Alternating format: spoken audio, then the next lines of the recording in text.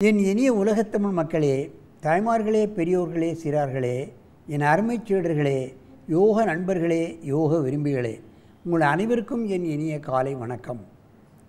கலைஞர் தொலைக்காட்சி நிகழ்ச்சியில் நலமுடன் வாழ என்னும் பிரிவில் அதிகாலை வேளையில் முதல் நிகழ்ச்சியாக யோகாசனத்திற்கு மிக முக்கியத்துவம் தரப்பட்டிருக்கிறது என்பதை நீங்கள் அறிவீர்கள்.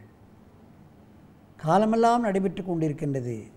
மக்கள் பார்க்கிறார்கள், பழகுகிறார்கள், தங்களுக்கு ஏற்பட்டிருக்கின்ற பல்வேறு பிரச்சனைகளிலிருந்து விடுபட்டு கொண்டிருக்கிறார்கள். அதுதான் உண்மை. ஏன் வெகுகாலமாக பழகுகின்ற காரணத்தினால் அவர்கள் யோகாசன மாஸ்டராகவும் மாறிக்கொண்டிருக்கிறார்கள், மற்றவர்கள் கற்றுத்தருகிறார்கள். ஆகவே அந்த நிலையில் இன்றைக்கு பாருங்கள், நமது அரங்கிற்கு தேவேஷ் 7 வயது 2வது வகுப்பு, எர்வின் பள்ளி குளத்தூர், பூஜித் நகூல் 7வது வகுப்பு 7 வயது 2வது வகுப்பு, கேசவன் கீர்த்தி 7 வயது 2வது வகுப்பு, SBOA பள்ளி அண்ணாநகர்.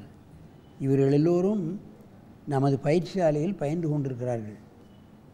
பாருங்கள், இந்த சின்ன குழந்தைகள் காலையிலே 6 மணிக்கு வந்துடும், சாயங்காலம் 5 மணிக்கு வந்துடும். 2 வேளையும் வந்து ஆசனங்களை அழகாக செய்வார்கள். அவர்கள் இப்பொழுது அதோமுக சுவானாசனம், நாயாசனம் என்று சொல்லலாம், பப்பி ஆசனம் என்றும் சொல்லலாம். என் அருமைச் சீடர்களே, நீங்கள் பத்மாசனத்தை கலைத்துவிட்டு நாயாசனத்திற்கு வாருங்கள்.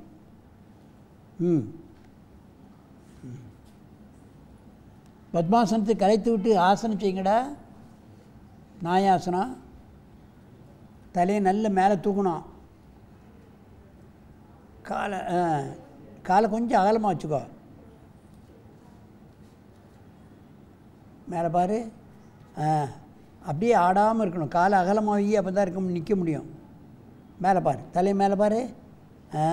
கால் படைத்தாலும் பரவாயில்ல, தலை மேலே இருக்கணும். இந்த ஆசனத்தினுடைய பயன் பார்த்திங்கன்னா, அர்த்த சிரசாசனத்தினுடைய பலன் கிடைக்கும். கைக்கு பலன் கிடைக்கும், தோள்பட்டைக்கு பலன் கிடைக்கும், காலுக்கு பலன் கிடைக்கும், முட்டுக்கு பலன் கிடைக்கும். பாருங்கள், பார்த்தால் சின்ன ஆசனம், அதனுடைய பலன்களோ மிக மிக அதிகம் என்பதை நீங்கள் தலை மேலே பாரு. தலை கீழே பார்க்கக்கூடாது, அப்படியே இருக்கணும்.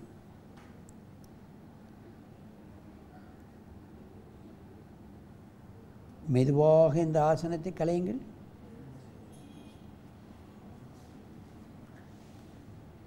நன்றாக மூச்சு வாங்கிக்கொள்ளுங்கள். இப்பொழுது இந்த ஆசனத்தை அப்படியே இடது பக்கமாக திரும்பு. டேய், நீ அங்கே பார்க்க திரும்பு. நீ இப்படி திரும்பு, இங்கே பார்க்க திரும்பு. நீ இப்படி திரும்பு, இங்கே பார்க்க. அப்படி வச்சுக்கோ. செய் ஆசனத்தை செய். தலை மேலே பாரு. கழுத்து சம்பந்தப்பட்ட பிரச்சனைகள், தைராய்டு சம்பந்தப்பட்ட பிரச்சனைகள், கழுத்தை மேலே தூக்க நல்ல பலன் கிடைக்கும். கழுத்து வலி, இன்ன கையில் ஏற்படக்கூடிய தோள்பட்டை வலிகள், புஜபலம் ஏற்படும், முட்டு பலப்படும், கால் பலப்படும், ஹிப் எலும்புகள் பலப்படும். மேலே பாரு, கீழே பார்க்கக்கூடாது, அப்படியே இருக்கணும். மெதுவாக அந்த ஆசனத்தை இறக்குங்க. நல்ல மூச்சுள் அப்படியே இருடா. அந்த வஜ்ராசனத்திலே உட்காரு. நல்ல மூச்சுள், நல்ல சத்தமாக மூச்சுள். நீ அங்கே திரும்ப.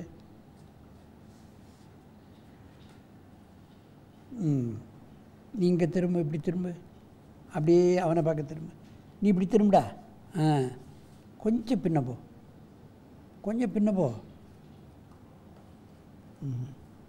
நீ பின்ன போ. சரி, இப்போ பண்ணு. கையை முன்ன வச்சு பண்ணு. தலையை நல்ல மேலே தூக்கணும். பல கோணங்களில் செய்கிறார்கள், கவனிக்க வேண்டும். தலை மேலே தூக்கு. அப்படி தூக்கு.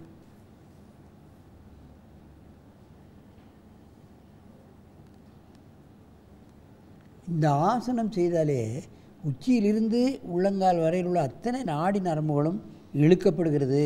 ஃப்ளெக்சிபிலிட்டி கிடச்சிரும். மற்ற கடினமான ஆசனங்களை செய்யக்கூடிய பக்குவம் உடலுக்கு ஏற்பட்டு விடுகிறது. கால், முட்டு, கரண்டை, ஹிப் எலும்புகள், முதுகெலும்புகள், கழுத்து எலும்புகள் இவைகளெல்லாம் பலப்படும். அதில் ஏற்படக்கூடிய பிரச்சனைகள் நீங்கும். தைராய்டு சம்பந்தப்பட்ட பிரச்சனைகள் எல்லாம் நீங்கிவிடும். தைராய்டுக்கெல்லாம் இப்படி தான் காலமெல்லாம் மருந்துகள் தான் சாப்பிட்டு கொண்டிருப்பார்கள், பார்க்கலாம். பெண்களுக்கு தான் தைராய்டு சம்பந்தப்பட்ட பிரச்சனைகள் வரும். அதன் காரணமாக மென்சஸ் ட்ரபிள் வரும். அவர்கள் எல்லோரும் இந்த ஆசனத்தை செய்யலாம். மெதுவாக இறக்குங்கள். நேராக வந்து பத்மாசனத்தில் உட்காருங்க. முதல்ல பேர் அங்கே பார்க்க, பத்மாசனத்தில் உட்காரு.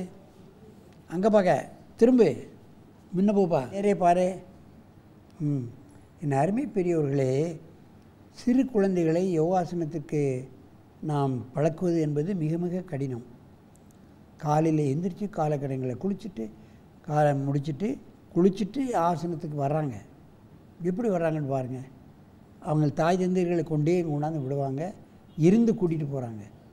தன்னுடைய குழந்தை மேலே தான் அவர்களுக்கு என்ன அக்கறை, அவருடைய ஆரோக்கியத்தில் என்ன அக்கறை என்பதை நாம் கவனிக்க வேண்டும். அதுதான் முக்கியம் இதில். ஆகவே இது போன்ற சின்ன சின்ன ஆசனங்களே அவர்கள் கற்றுத்தந்தாலே போதும். சின்ன குழந்தைகளுக்கு தான் நோய் எதிர்ப்பு சக்தியே இருக்காது. சின்ன சின்ன விஷயங்களுக்கெல்லாம் ஒரு பள்ளிக்கூடத்தில் ஒரு பையனுக்கு காய்ச்சல் வந்தால் எல்லாத்துக்கும் வந்துடும். வீட்டில் யாருக்காவது காய்ச்சல் வந்தனா எல்லாத்துக்கும் வந்துடும். யாருக்காவது தும்மல் வந்தனா எல்லாத்துக்கும் தும்மல் வந்துடும். ஏனென்றால் அவர்களுக்கு நோய் எதிர்ப்பு சக்தி இல்லை.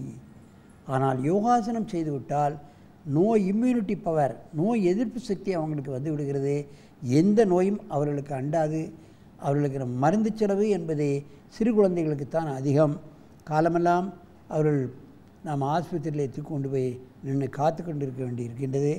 இந்த நிலையெல்லாம் நமக்கு ஏற்படாது என்பதை தெரிந்து கொண்டு நீங்கள் சிறு குழந்தைகளுக்கு எல்லோருக்கும் நீங்கள் அதிகாலை வேளையில் யோகாசனங்களை கற்றுக் கொடுத்து அவர்கள் இந்த எதிர்கால செல்வங்களை ஆரோக்கியமாகவும் உடல் நலத்துடனும் வாழ நாம் எல்லோரும் அவர்களுக்கு யோகாசனத்தை கற்றுக் கொடுக்க வேண்டும் என்று கேட்டு உங்களிடமிருந்து விடைபெறுவது ஆசனம் ஆண்டியப்பன்.